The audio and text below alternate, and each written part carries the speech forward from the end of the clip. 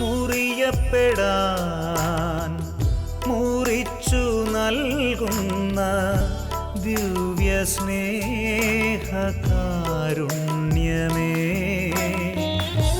അൾത്താരയിൽ നിന്നും അകതാരിലേക്ക്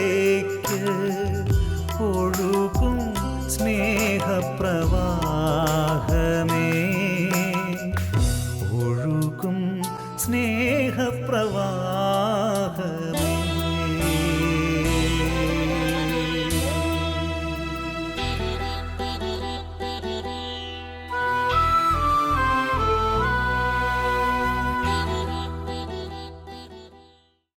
ഞാൻ സക്രാരിയുടെ മുൻപിൽ ചെലവിട്ട നിമിഷങ്ങളാണ് എൻ്റെ ജീവിതത്തിലെ ഏറ്റവും നല്ല നിമിഷങ്ങൾ. ജനീവായിലെ വിശുദ്ധ കാതറിൻ.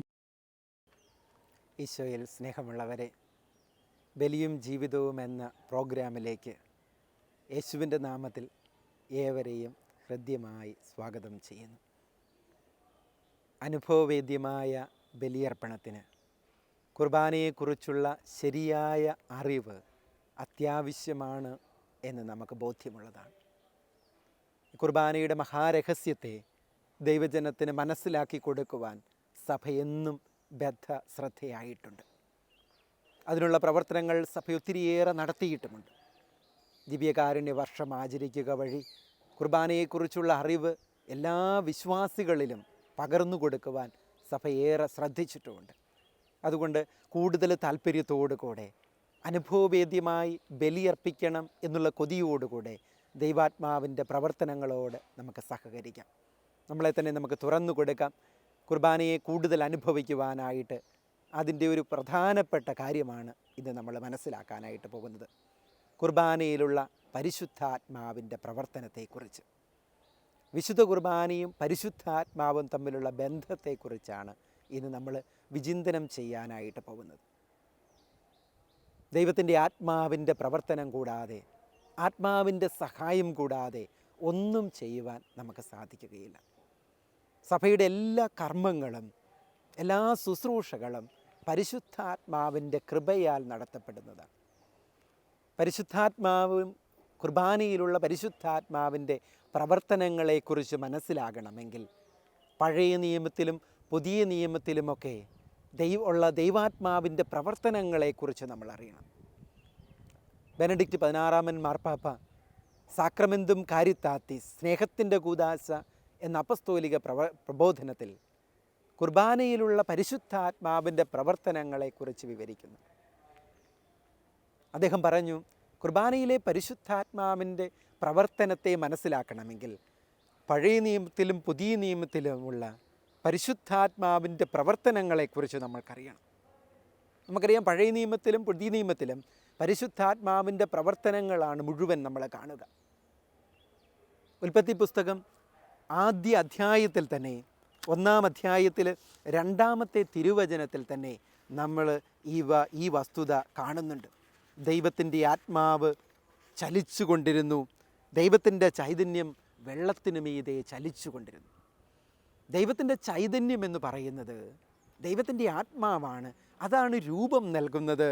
ദൈവത്തിൻ്റെ ആത്മാവ് സൃഷ്ടിക്കുന്ന ആത്മാവാണ്. സൃഷ്ടിക്കുന്ന ആത്മാവാണ് ദൈവത്തിൻ്റെ ആത്മാവ്.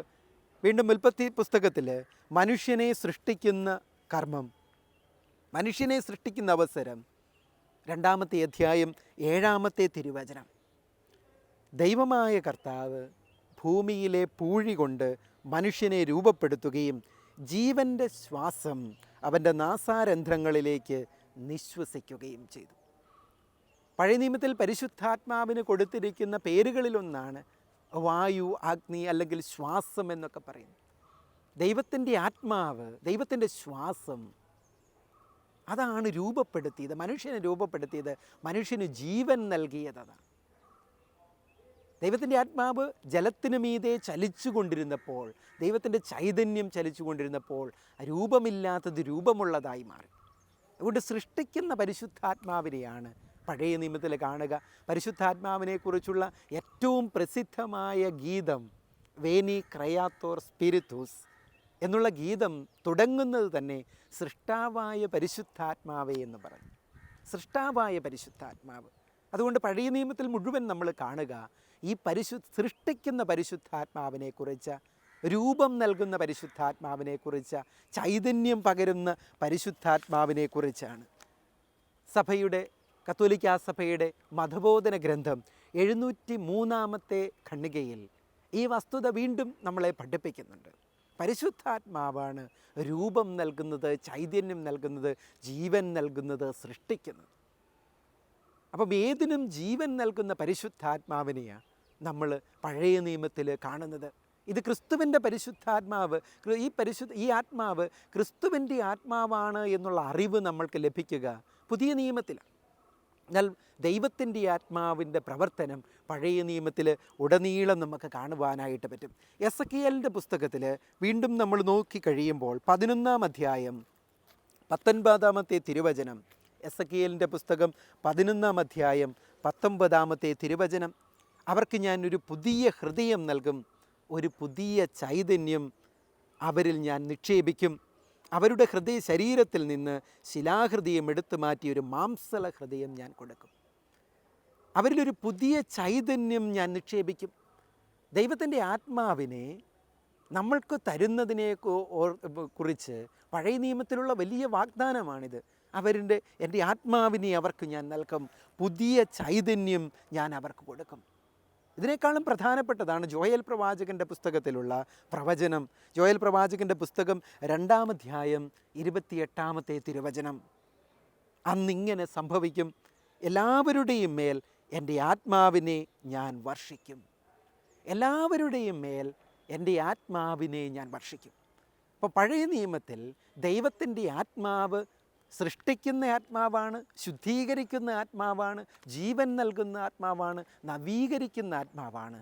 ഈ ആത്മാവിനെ ഞാൻ എല്ലാ മനുഷ്യരിലും വർഷിക്കുമെന്ന് ജോയേൽ പ്രവാചകനിലൂടെ അവിടെ ദൈവം അരുളി ചെയ്യുകയാണ്. വീണ്ടും പുതിയ നിയമത്തിലേക്ക് വന്നാൽ ഈ പരിശുദ്ധാത്മാവിൻ്റെ പ്രവർത്തനമാണ് പുതിയ നിയമം മുഴുവൻ നമ്മൾ കാണുക. ഈ പരിശുദ്ധാത്മാവിൻ്റെ പ്രവർത്തനമാണ് പുതിയ നിയമത്തിലൊക്കെ കാണുന്നത്. യേശുവിൻ്റെ ജനനം തന്നെ പരിശുദ്ധാത്മാവിൻ്റെ കൃപയാലാണ്.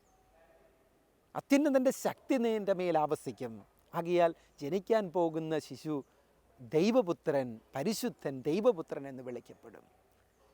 യേശുവിൻ്റെ ജനനം തന്നെ ആത്മാവിൻ്റെ പ്രവർത്തനത്താലാണ്. യേശുവിൻ്റെ ജനനം ആത്മാവിൻ്റെ പ്രവർത്തനത്താലാണ്. വീണ്ടും യേശുവിൻ്റെ മാമോദീസയുടെ അവസരത്തിൽ യോർദാൻ നദിയിൽ വെച്ച് യേശുവിൻ്റെ മേൽ ആവസിക്കുന്ന പരിശുദ്ധാത്മാവിനെക്കുറിച്ച് സുവിശേഷങ്ങളിൽ നമ്മൾ കാണുന്നുണ്ട്. യേശുവിൻ മേൽ ആവസിക്കുന്ന പരിശുദ്ധാത്മാവ്.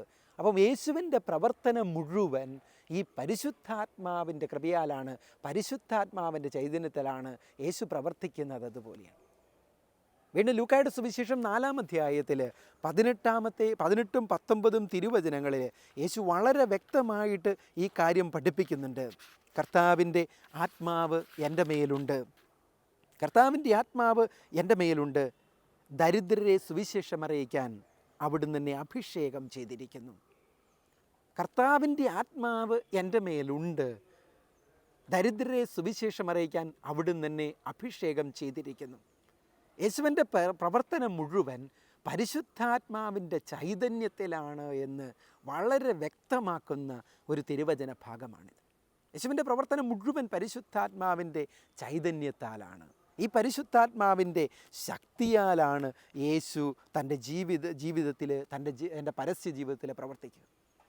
ഇതേ ആത്മാവിൻ്റെ പ്രവർത്തനം അപ്പസ്തോല പ്രവർത്തനം 2-ാം അധ്യായം 1 മുതൽ 4 വരെയുള്ള തിരുവചനങ്ങളിൽ നമ്മൾ കാണുന്നുണ്ട്. പെന്തക്കസ്തായുടെ അനുഭവം, ക്രിസ്തുവിൻ്റെ ആത്മാവ് ഈ ശിഷ്യന്മാരിലെല്ലാം വന്ന് ആവസിക്കുന്ന, തീനാളങ്ങളുടെ രൂപത്തിൽ വന്ന് ആവസിക്കുന്ന ഒരു അവസരം. അപ്പോൾ യേശു പഠിപ്പിച്ചതെല്ലാം അവർക്ക് കൂടുതൽ വ്യക്തമായിട്ട് വരുന്നു. യേശു പഠിപ്പിച്ചതെല്ലാം അവർക്ക് വ്യക്തമായിട്ട് വരികയാണ്. അപ്പോൾ ആദ്യം സഭയിൽ യേശു തൻ്റെ പ്രവർത്തനം തുടരുക പരിശുദ്ധാത്മാവിലൂടെയാണ്. പരിശുദ്ധാത്മാവിലൂടെയാണ് സഭയിൽ യേശു തൻ്റെ പ്രവർത്തനം തുടങ്ങുക. സ്നേഹത്തിൻ്റെ കൂദാശ എന്നുള്ള അപ്പസ്തോലിക പ്രബോധനത്തിൻ്റെ 12-ാം ഖണ്ഡികയിൽ ബെനഡിക്റ്റ് 16-ാമൻ മാർപ്പാപ്പ പറയുന്നത് വളരെ വ്യക്തമായിട്ട് പറയുന്നുണ്ട് ഈ കാര്യം. ക്രിസ്തു ഇന്ന് തൻ്റെ പ്രവർത്തനം സഭയിൽ തുടരുക പരിശുദ്ധാത്മാവിലൂടെയാണ്. ക്രിസ്തു തൻ്റെ പ്രവർത്തനം ഇന്ന് സഭയിൽ തുടരുക പരിശുദ്ധാത്മാവിലൂടെയാണ്. പ്രിയമുള്ളവരെ, അതിനുശേഷം ബെനഡിക്റ്റ് 16-ാമൻ മാർപ്പാപ്പ പറയുന്നു, ഈ പശ്ചാത്തലത്തിൽ വേണം കുർബാനയിലുള്ള പരിശുദ്ധാത്മാവിൻ്റെ പ്രവർത്തനത്തെ നമ്മൾ കാണാൻ. ഈ പശ്ചാത്തലത്തിൽ വേണം കുർബാനയിലുള്ള പരിശുദ്ധാത്മാവിൻ്റെ പ്രവർത്തനത്തെ നമ്മൾ മനസ്സിലാക്കാൻ. സൃഷ്ടിക്കുന്ന പരിശുദ്ധാത്മാവ്, ജീവൻ നൽകുന്ന പരിശുദ്ധാത്മാവ്, എല്ലാത്തിനെയും നവീകരിക്കുന്ന പരിശുദ്ധാത്മാവ്, പഴയ നിയമത്തിൽ കാണുന്ന, പുതിയ നിയമത്തിൽ യേശുവിലൂടെ പ്രവർത്തിക്കുന്ന അപ്പസ്തോല പ്രവർത്തനങ്ങളിൽ യേശുവിൻ്റെ ആത്മാവ് ശിഷ്യരിലേക്ക് ആവസിച്ചവരെ പ്രവർത്തന നിരതരാക്കുന്ന, തങ്ങളുടെ ദൗത്യം നിർവഹിക്കാൻ ശക്തിപ്പെടുത്തുന്ന അതേ പരിശുദ്ധാത്മാവാണ് ഇന്ന് കുർബാനയിൽ പ്രവർത്തിക്കുക. അപ്പം കുർബാനയിൽ നടക്കുന്ന അത്ഭുതം, യേശുവിൻ്റെ അപ്പവും വീഞ്ഞും യേശുവിൻ്റെ ശരീര രക്തങ്ങളായി മാറുന്നത് പരിശുദ്ധാത്മാവിൻ്റെ കൃപയാലാണ്. പരിശുദ്ധാത്മാവിൻ്റെ കൃപയാലാണ്. അതുകൊണ്ട് ഈ പരിശുദ്ധാത്മാവിനോടുള്ള പ്രാർത്ഥനയില്ലാത്ത ഒരു കുർബാന കത്തോലിക്കാ സഭയ്ക്കില്ല. റൂഹാക്ഷണ പ്രാർത്ഥന എല്ലാ കൂദാശകളിലും സഭ വളരെ ഗൗരവതരമായി ഭയഭക്തിയോടുകൂടെ ബഹുമാനത്തോടുകൂടെ ചൊല്ലുന്ന പ്രാർത്ഥനയാണ് റൂഹാക്ഷണ പ്രാർത്ഥന. സഭാപിതാക്കന്മാർ വളരെ വ്യക്തമായിട്ട് അത് നമ്മളെ പഠിപ്പിക്കുന്നുണ്ട്. വിശുദ്ധ ജോൺ ക്രിസോസ്റ്റോം പറയുന്നുണ്ട്, പറയുന്നു, ദൈവത്തിൻ്റെ ആത്മാവ് ഈ അപ്പത്തിലെയും വീഞ്ഞിലും വന്ന് ആവസിച്ചതിനെ വിശുദ്ധീകരിക്കുന്നു. കാരണം ആത്മാവ് തൊടുന്നതെല്ലാം വിശുദ്ധമായി തീരുന്നു. ദൈവത്തിൻ്റെ ആത്മാവിനെ അപ്പത്തിലേക്കും വീഞ്ഞിലേക്കും പുരോഹിതൻ വിളിച്ചു വരുത്താനുള്ള കാരണം ദൈവത്തിൻ്റെ ആത്മാവ് തൊടുന്നതെല്ലാം വിശുദ്ധീകരിക്കപ്പെടുന്നു. പ്രിയമുള്ളവരെ, പഴയ നിയമത്തിലും പുതിയ നിയമത്തിലുമുള്ള പരിശുദ്ധാത്മാവിൻ്റെ പ്രവർത്തനത്തെക്കുറിച്ച് അറിവുണ്ടെങ്കിൽ മാത്രമേ സഭാപിതാവിൻ്റെ ഈ പഠനത്തെ നമുക്ക് മനസ്സിലാവുകയുള്ളൂ. ദൈവത്തിൻ്റെ ആത്മാവ് തൊടുന്നതെല്ലാം വിശുദ്ധീകരിക്കപ്പെടുന്നു. ദൈവത്തിൻ്റെ ആത്മാവ് തൊടുന്നതെല്ലാം വിശുദ്ധീകരിക്കപ്പെടുന്നു. അതുകൊണ്ടാണ് സിറിൽ ഓഫ് ജെറുസലേം പറയുക, ദൈവത്തിൻ്റെ ആത്മാവിനെ പുരോഹിതൻ വിളിക്കുന്നത് ഈ അപ്പത്തെയും വീഞ്ഞിനെയും വിശുദ്ധീകരിക്കാൻ വേണ്ടിയിട്ടാണ്. ഈ അപ്പത്തെയും വീഞ്ഞിനെയും വിശുദ്ധീകരിക്കാൻ വേണ്ടിയിട്ടാണ്. വീണ്ടും നമ്മൾ സഭാപിതാക്കന്മാരുടെ പഠനങ്ങളിലേക്ക് പോകുമ്പോൾ ജോൺ ക്രിസോസ്റ്റോം പറയുന്ന വളരെ പ്രധാനപ്പെട്ട ഒരു കാര്യമുണ്ട്. ജോൺ ക്രിസോസ്റ്റോം പറയുന്നത്, പുരോഹിതൻ കുർബാനയുടെ അവസരത്തിൽ കൈകൾ ഉയർത്തി പരിശുദ്ധാത്മാവിനെ വിളിക്കുന്നത് ഏലിയാ പ്രവാചകൻ വിളിച്ച് പ്രാർത്ഥിക്കുന്നത് പോലെയാണ്. ഏലിയാ പ്രവാചകൻ പ്രാർത്ഥിക്കുന്നത് പോലെ കൈകൾ വിരിച്ചു പിടിച്ച് ദൈവമായ കർത്താവിൻ്റെ പരിശുദ്ധാത്മാവിന് വേണ്ടിയിട്ട് പരിശുദ്ധാത്മാവ് ഇറങ്ങി വരാൻ പുരോഹിതൻ പ്രാർത്ഥിക്കുന്നു. സഭാപിതാവിൻ്റെ വാക്കുകളെ ശ്രദ്ധിക്കണം. ഏലിയാ പ്രാർത്ഥിച്ചതുപോലെ. ഏലിയായുടെ പ്രാർത്ഥന എവിടെയാണ് നമ്മൾ കാണുക? രാജാക്കന്മാരുടെ 2-ാമത്തെ പുസ്തകം 18-ാം അധ്യായം 36, 37, 38 തിരുവചനങ്ങൾ. രാജാക്കന്മാരുടെ 2-ാം പുസ്തകം 18-ാം അധ്യായം 36 മുതൽ 38 വരെയുള്ള തിരുവചനങ്ങളിലാണ് നമ്മൾ ഏലിയായുടെ പ്രാർത്ഥന കാണുന്നത്. എവിടെയാണ്? ബലിയർപ്പണത്തിൽ. ബാലിൻ്റെ പുരോഹിതരെ ഏലിയ വെല്ലുവിളിക്കുകയാണ്. സ്വർഗത്തിൽ നിന്ന് അഗ്നി ഇറങ്ങി നിങ്ങളുടെ ബലിവസ്തുക്കൾ നിങ്ങളുടെ ദേവൻ ദഹിപ്പിക്കാൻ, ബാല് ദഹിപ്പിക്കാൻ വേണ്ടിയിട്ട് നിങ്ങൾ പ്രാർത്ഥിക്കുക. ബലിപീഠമുണ്ടാക്കി വെച്ചിട്ട് പറയും. ഒരു ദിവസം മുഴുവൻ അലറി വിളിച്ചിട്ട് തങ്ങളെ മുറിപ്പെടുത്തിയിട്ട് ചോര ഒഴുക്കിയിട്ടൊന്നും സംഭവിക്കാതിരുന്നപ്പം 12 കല്ലുകൾ കൊണ്ട് ബലിപീഠമുണ്ടാക്കി അതിൽ ബലിവസ്തുക്കൾ വെച്ചതിനു ശേഷം അതിൽ വെള്ളമൊഴിച്ച് അതിനുശേഷം കൈകൾ ഉയർത്തി ഏലിയ പ്രാർത്ഥിക്കുന്ന സുന്ദരമായ ഹൃദയസ്പർശിയായ ഒരു പ്രാർത്ഥനയുണ്ട്. ഈ ജനത്തെ മുഴുവൻ സാക്ഷി നിർത്തിക്കൊണ്ട്, ഈ ജനത്തെ മുഴുവൻ വെല്ലുവിളിച്ചുകൊണ്ട് ആ പ്രാർത്ഥന ഇപ്രകാരമാണ്: അബ്രാഹത്തിൻ്റെയും ഇസഹാക്കിൻ്റെയും ഇസ്രായേലിൻ്റെയും കർത്താവേ, അങ്ങ് ഇസ്രായേലിൻ്റെ ദൈവമാണെന്നും ഞാൻ അങ്ങയുടെ ദാസനാണെന്നും അങ്ങയുടെ കൽപ്പനയനുസരിച്ചാണ് ഞാനിത് ചെയ്തതെന്നും അങ്ങ് വെളിപ്പെടുത്തണമേ. കർത്താവേ, എൻ്റെ പ്രാർത്ഥന കേൾക്കണമേ. അങ്ങ് മാത്രമാണ് ദൈവമെന്നും ഇവരുടെ ഹൃദയങ്ങളെ തിരിച്ചു വിളിക്കുന്നവനെന്നും അവർ അറിയുന്നതിന് എൻ്റെ പ്രാർത്ഥന കേൾക്കണമേ. ഉടനെ അഗ്നി ഇറങ്ങി ബലിവസ്തുവും വിറകും കല്ലും മണ്ണും ദഹിപ്പിക്കുകയും ചാലിലെ വെള്ളം വറ്റിക്കുകയും ചെയ്തു. തീഷ്ണതയോടുകൂടെ പ്രാർത്ഥിച്ച് ഏലിയായുടെ പ്രാർത്ഥന കേട്ടിട്ട് ദൈവം അഗ്നി ഇറക്കി അഗ്നി പരിശുദ്ധാത്മാവിൻ്റെ പ്രതീകമാണ്. ദൈവം അഗ്നി ഇറക്കി ബലി സ്വീകരിച്ചു, ബലി ദഹിപ്പിച്ചു, ബലിവസ്തുക്കൾ. ഇതുപോലെയാണ് പുരോഹിതൻ പ്രാർത്ഥിക്കുന്നത്. ബലിവസ്തുക്കൾ ഉരക്കി ബലിപീഠത്തിൽ വെച്ചതിന് അപ്പവും വീഞ്ഞും വെച്ചതിനു ശേഷം കൈകൾ ഉയർത്തി ഏലിയ പ്രാർത്ഥിച്ചതുപോലെ പ്രാർത്ഥിക്കുകയാണ്. ഏലിയ പ്രാർത്ഥിച്ചതുപോലെ സ്വർഗത്തിൽ നിന്ന് പരിശുദ്ധാത്മാവ് ഇറങ്ങി വരുവാൻ വേണ്ടിയിട്ട്. പ്രിയമുള്ളവരെ, അതുകൊണ്ട് കുർബാനയിലെ പരിശുദ്ധാത്മാവിൻ്റെ പ്രവർത്തനത്തെക്കുറിച്ച് യഥാർത്ഥത്തിൽ അറിവുണ്ടാവണം എന്നാണ് സഭ പറയുന്നത്. യഥാർത്ഥത്തിൽ അറിവുണ്ടാവും. അതുകൊണ്ടാണ് കുർബാനയിലെ വളരെ പ്രധാനപ്പെട്ട അതിപ്രധാന ഭാഗമാണ് റൂഹാക്ഷണ പ്രാർത്ഥന. എന്താണ് അച്ഛൻ വിളിക്കുന്നത്? അച്ഛൻ ഈ റൂഹായെ വിളിച്ചിറക്കുകയാണ്. പരിശുദ്ധാത്മാവ് വന്ന് ഈ അപ്പത്തിലും വീഞ്ഞിലും ആവസിച്ച് ഇതിനെ ആശീർവദിക്കുകയും പവിത്രീകരിക്കുകയും വിശുദ്ധീകരിക്കുകയും ചെയ്യും. തവനിൻ്റെ പരിശുദ്ധാത്മാവ് വരണം. പരിശുദ്ധാത്മാവാണ് ഈ അപ്പത്തെയും വീഞ്ഞിനെയും യേശുവിൻ്റെ ശരീര രക്തങ്ങളാക്കി മാറ്റുക. പരിശുദ്ധാത്മാവിൻ്റെ പ്രവർത്തനത്താലാണ് ഇത് അപ്പവും വീഞ്ഞും യേശുവിൻ്റെ ശരീര രക്തങ്ങളായി മാറുക. ഈ ഭയാനകമായ അതിമഹത്തായ ഈ ഭയഭക്തിജനകമായ രഹസ്യത്തെ കുർബാനയിൽ അനുഭവിക്കാനായിട്ട് നമുക്ക് പറ്റണം. പ്രിയമുള്ളവരെ, പരിശുദ്ധാത്മാവിൻ്റെ പ്രവർത്തനം കുർബാനയിൽ 2 തരത്തിലുണ്ട്. ഒന്ന്, അപ്പത്തെയും വീഞ്ഞിനെയും യേശുവിൻ്റെ ശരീര രക്തങ്ങളാക്കി മാറ്റുന്നു. 2, ക്രിസ്തുവിൻ്റെ ദൈവജനത്തെ ക്രിസ്തുവിൻ്റെ ശരീരമാക്കി മാറ്റുന്നു. പ്രസിദ്ധ ദൈവശാസ്ത്രജ്ഞനായ കോങ്കാർ പറയുന്ന കാര്യമുണ്ട്. ഈ രണ്ടാമത്തെ വസ്തുത നമ്മൾ മറന്നു പോകരുത്.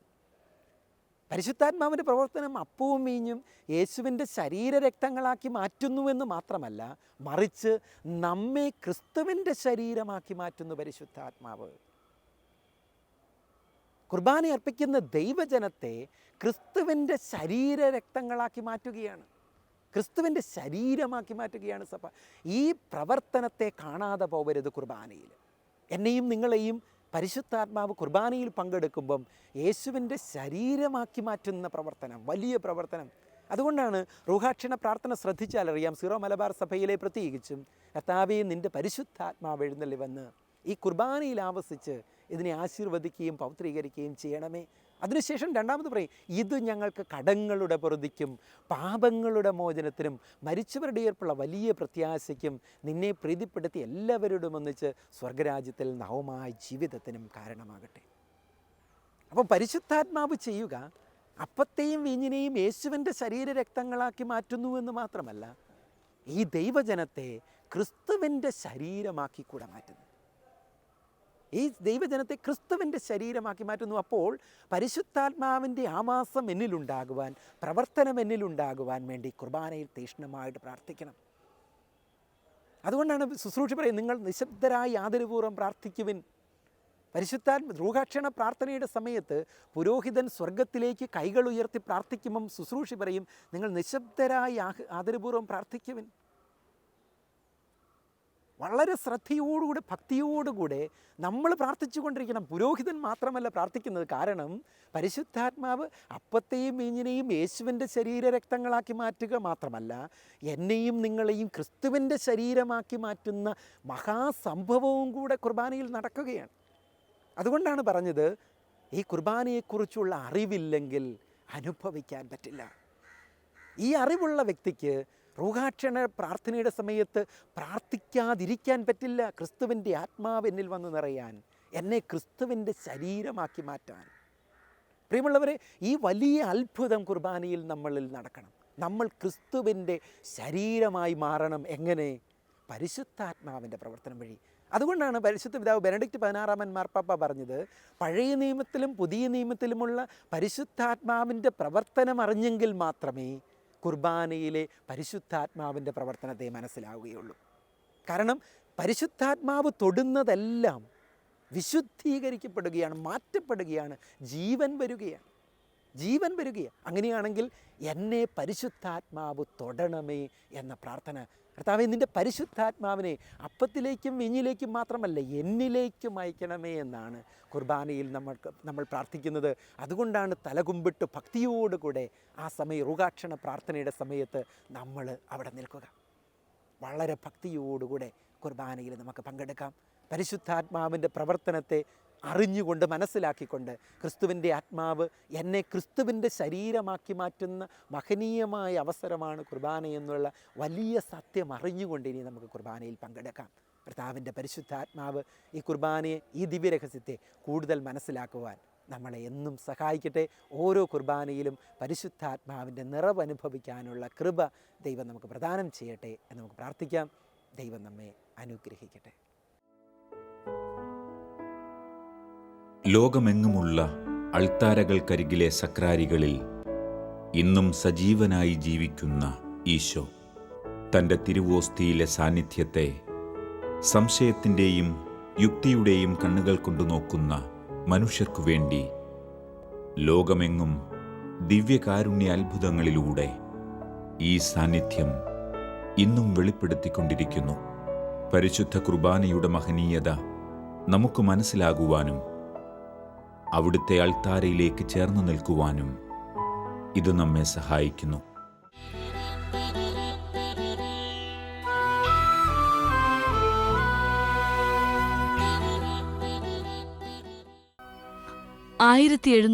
ൽ CNAയിൽ നടന്ന ദിവ്യകാരുണ്യ അത്ഭുതം.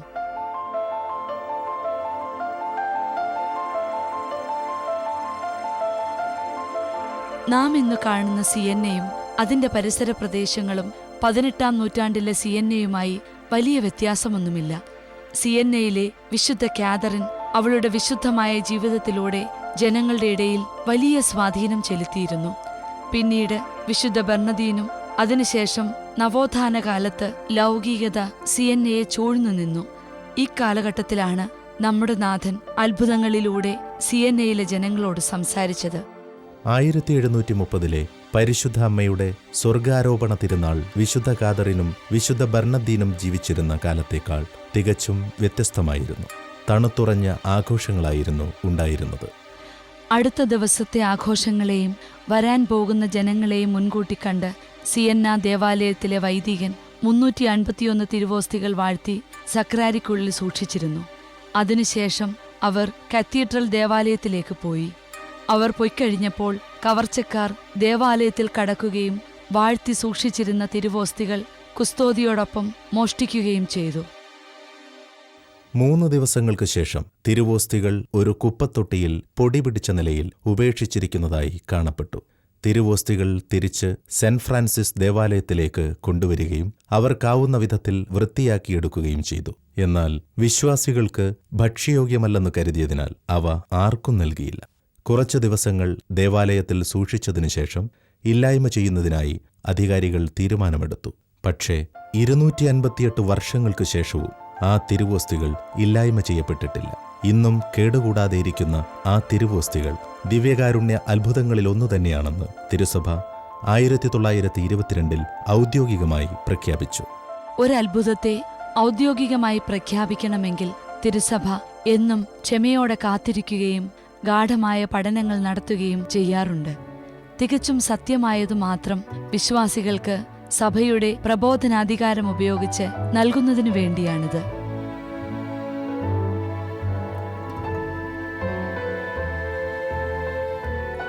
എന്തിനു വേണ്ടിയായിരിക്കണം വർഷങ്ങൾക്ക് ശേഷവും അവിടുന്ന് നമ്മോടുകൂടെ ആയിരിക്കുന്നതിന് ആഗ്രഹിച്ചുകൊണ്ട് അത്ഭുതങ്ങളിലൂടെ നമ്മോട് സംസാരിക്കുന്നത്? അവിടുത്തേക്ക് ഒന്നു മാത്രമേ നമ്മോട് പറയുവാനുള്ളൂ: നിങ്ങൾ തനിച്ചല്ല. നമ്മുടെ നാഥൻ നമ്മെ ഒരിക്കലും അനാഥരായി വിടുകയില്ല. മറ്റ് അത്ഭുതങ്ങളിൽ നിന്ന് വ്യത്യസ്തമായി എല്ലാ ദിവസവും നമ്മുടെ ഉള്ളിൽ എഴുന്നള്ളി വരുന്ന രൂപത്തിൽ തന്നെയാണ് അവിടുന്ന് ഈ ദിവ്യകാരുണ്യ അത്ഭുതത്തിൽ ആയിരിക്കുന്നത്. ഇത് എല്ലാ ദിവസവും ദിവ്യകാരുണ്യത്തെ സമീപിക്കുമ്പോൾ നമ്മുടെ ഹൃദയം അവിടുത്തേക്ക് വേണ്ടി ജ്വലിക്കുന്നതിനു വേണ്ടിയാണ്. അവിടുത്തെ സ്വീകരിക്കുമ്പോൾ നാം പരിശുദ്ധ അമ്മയെപ്പോലെയാകുകയാണ്. യേശുവിനെ ഹൃദയത്തിൽ ഉൾക്കൊള്ളുന്നവർ. എല്ലാ ദിവസവും ദേവാലയത്തിൽ നിന്നും യേശുവിനെ സ്വീകരിച്ചു പുറത്തിറങ്ങുമ്പോൾ പുനരുത്ഥാനത്തിന്റെ അനുഭവം നമുക്കുണ്ടാവാറുണ്ടോ? യേശുവിനെ ഹൃദയത്തിൽ ഉൾക്കൊണ്ട് മറ്റുള്ളവർക്ക് പകർന്നു കൊടുക്കുന്നവരായി നാം രൂപാന്തരപ്പെടാറുണ്ടോ? എല്ലാ അത്ഭുതങ്ങളും നമ്മെ വളരെ കാര്യങ്ങൾ പഠിപ്പിക്കുന്നുണ്ട്. ഏറ്റവും വലിയ സന്ദേശം എന്ന് പറയുന്നത് എല്ലാ ദിവസവും പരിശുദ്ധ കുർബാനയിൽ സന്നിഹിതനാകുന്നത് ഇന്നും ജീവിക്കുന്ന യേശുവാണ് എന്ന സത്യമാണ്. പരിശുദ്ധ പിതാവ് ജോൺ പോൾ രണ്ടാമൻ പറയുന്നതുപോലെ ദിവ്യകാരുണ്യം തീർച്ചയായും യേശുവിൻ്റെ ജീവിക്കുന്ന പ്രവർത്തിക്കുന്ന സാന്നിധ്യമാണ്. തീർച്ചയായും തിരുവോസ്തി അതിൽ പതിച്ചിരിക്കുന്ന ചിത്രങ്ങളോടും അടയാളങ്ങളോടും കൂടി അനേക വർഷങ്ങൾ സൂക്ഷിക്കപ്പെടുക എന്നത് തികച്ചും അസാധ്യമായ ഒരു കാര്യമാണ്. തിരുവോസ്തി മാറ്റിവെക്കുക എന്നതും അസാധ്യമായ കാര്യമാണ്. കാരണം എല്ലാ പ്രാവശ്യവും തിരുവോസ്തി പരിശോധനയ്ക്കായി എടുക്കുമ്പോൾ പിതാവ് തന്നെ അതിനെ മുദ്രവെച്ച് സൂക്ഷിക്കാറുണ്ട്. അതുപോലെ തന്നെ വായു കടക്കുന്നതിൽ നിന്നും ഇതിനെ തടയുന്നില്ല. കാലാവസ്ഥയിലെ വ്യതിയാനങ്ങൾ തീർച്ചയായും ഈ തിരുവോസ്തിയിൽ മാറ്റങ്ങൾ വരുത്താനുള്ള സാധ്യതകളുണ്ടായിരുന്നു. അങ്ങനെയുള്ള പ്രകൃതിദത്തമായ സംഭവങ്ങളെ തടയുന്നതിനുള്ള ഒരു ശാസ്ത്രീയ മാർഗങ്ങളും ഇതുവരെ സ്വീകരിച്ചിട്ടില്ല. ഇത്തരത്തിലുള്ള വസ്തുതകൾ ഓരോന്നും തിരുവോസ്തി നശിച്ചുപോകുന്നതിന് ഇടയാക്കുമായിരുന്നു. ഇതൊരു അത്ഭുതമല്ലായിരുന്നെങ്കിൽ 2.5 നൂറ്റാണ്ട് കഴിഞ്ഞിട്ടും ഈശോയുടെ ശരീരം ഇന്നും യാതൊരു മാറ്റവുമില്ലാതെ സൂക്ഷിക്കപ്പെട്ടിരിക്കുന്നു.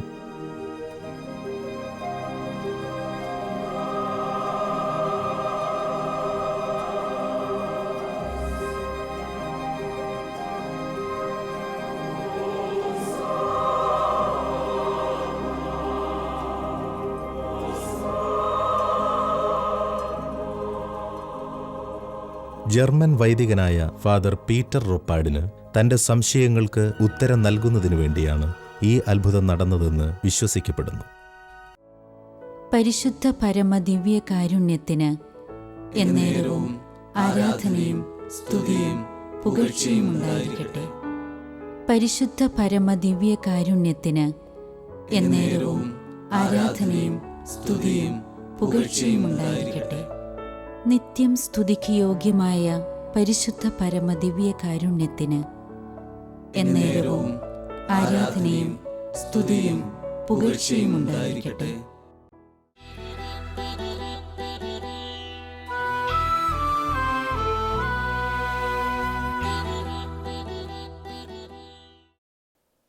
പ്രിയ സ്നേഹിത, ഈ കിടാവിളക്കിൻ്റെ അരികിലിരുന്ന് ഒരു നുറുങ്ങുചിന്ത കൂടി പങ്കുവെച്ച് നമുക്ക് പിരിയാം. യേശു ഫിലിപ്പോസിനോട് പറഞ്ഞൊരു സങ്കടമുണ്ട്. എത്ര നാൾ ഞാൻ നിന്നോട് കൂടെയുണ്ടായി, എന്നിട്ടും നീ എന്നെ മനസ്സിലാക്കിയില്ലല്ലോ.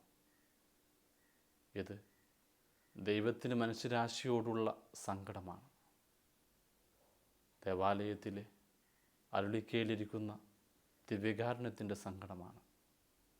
എത്ര നാളായി ഞാൻ നിനക്ക് വേണ്ടി കാത്തിരിക്കുന്നു, എന്നിട്ടും എന്തുകൊണ്ട് നീ എന്നെ മനസ്സിലാക്കുന്നില്ല? ഒരപ്പത്തിൽ ദൈവത്തെ കാണാൻ നമ്മുടെ ആത്മീയതയിൽ വെളിച്ചമുണ്ടോ? ഓർക്കുകയാണ്, ഒരു മനുഷ്യൻ ഗുരുവിനെ അന്വേഷിച്ച് യാത്രയായി. വഴിവക്കിൽ ഒരു വൃദ്ധനെ കണ്ടു. വൃദ്ധനോട് ചോദിച്ചു, ഗുരു എവിടെയാണ്? ആ വൃദ്ധൻ അടയാളം പറഞ്ഞു കൊടുത്തു. നീ വൃക്ഷച്ചുവട്ടിൽ ഗുരുവിനെ കണ്ടെത്തും. അവൻ്റെ ചുറ്റും ധവളപ്രകാശമുണ്ടാകും. സമീപത്ത് കസ്തൂരിയുടെ സുഗന്ധമുണ്ടാകും. അന്നു മുതൽ ആ മനുഷ്യൻ ഗുരുവിനെ അന്വേഷിച്ച് യാത്രയായി. എവിടെ ഗുരുവുണ്ടെന്ന് കേൾക്കുന്നുവോ അവിടേക്ക് അവൻ പോകും. പക്ഷേ ആ ഗുരുവിന് ചുറ്റും ദിവ്യമായ പ്രകാശമുണ്ടാവുകയില്ല, കസ്തൂരിയുടെ സുഗന്ധമുണ്ടാവുകയില്ല. നിരാശയോ അയാൾ മടങ്ങും. അങ്ങനെ അന്വേഷിച്ച് 20 വർഷങ്ങൾ കഴിഞ്ഞു. ഒരു ദിവസം വൃക്ഷച്ചുവട്ടിൽ ഒരു മനുഷ്യനിരിക്കുന്നു. അദ്ദേഹത്തിന് ചുറ്റും ധവളപ്രകാശം, സമീപത്ത് കസ്തൂരിയുടെ സുഗന്ധം. ഒരുപാട് സന്തോഷത്തോടെ, ഗുരുവിനെ കണ്ട സന്തോഷത്തോടെ ആ മനുഷ്യൻ അയാളുടെ പക്കലേക്ക് ഓടി വന്നു. അപ്പോഴതാ 20 വർഷങ്ങൾക്ക് മുമ്പ് ഗുരുവാരാണെന്ന് പറഞ്ഞു തന്ന വൃദ്ധൻ സങ്കടത്തോടെ ഈ മനുഷ്യൻ അപ്പോൾ ആ വൃദ്ധനോട് പറഞ്ഞു, അങ്ങാണ് ഗുരുവെന്ന് എന്തുകൊണ്ടങ്ങ് 20 വർഷങ്ങൾക്ക് മുമ്പ് എന്നോട് പറഞ്ഞില്ല? എന്തിനെൻ്റെ 20 വർഷങ്ങൾ പാഴാക്കി? ചിരിച്ചുകൊണ്ട് അപ്പോൾ ആ വൃദ്ധൻ പറഞ്ഞു, അന്നും എൻ്റെ ചുറ്റിനും ദിവ്യമായ പ്രകാശമുണ്ടായിരുന്നു, ചുറ്റും കസ്തൂരിയുടെ സുഗന്ധമുണ്ടായിരുന്നു. എന്നാൽ അത് തിരിച്ചറിയാൻ നീ രൂപപ്പെട്ടിട്ടില്ലായിരുന്നു. 20 വർഷത്തിൽ നിൻ്റെ അലച്ചിലുകൾ നിന്നെ ശുദ്ധീകരിച്ചിരിക്കുന്നു. അതുകൊണ്ട് നീ എന്നെ കണ്ടെത്തിയിരിക്കുന്നു. സത്യമായി ഒരപ്പത്തിൽ ക്രിസ്തുവുണ്ട്. അവനെ തിരിച്ചറിയാൻ നമ്മളും രൂപപ്പെട്ടിട്ടില്ല. നമ്മുടെ ഹൃദയം ശുദ്ധീകരിക്കപ്പെടേണ്ടതുണ്ട്. അപ്പോൾ അപ്പത്തിൽ നാം ദൈവത്തെ കാണും. ഹൃദയശുദ്ധിയോടെ ദൈവത്തെ കാണാൻ നമുക്ക് ദിവികാരണനാഥനോട് പ്രാർത്ഥിക്കാം. നാഥ, നിനക്കെൻ്റെ പ്രണാമം.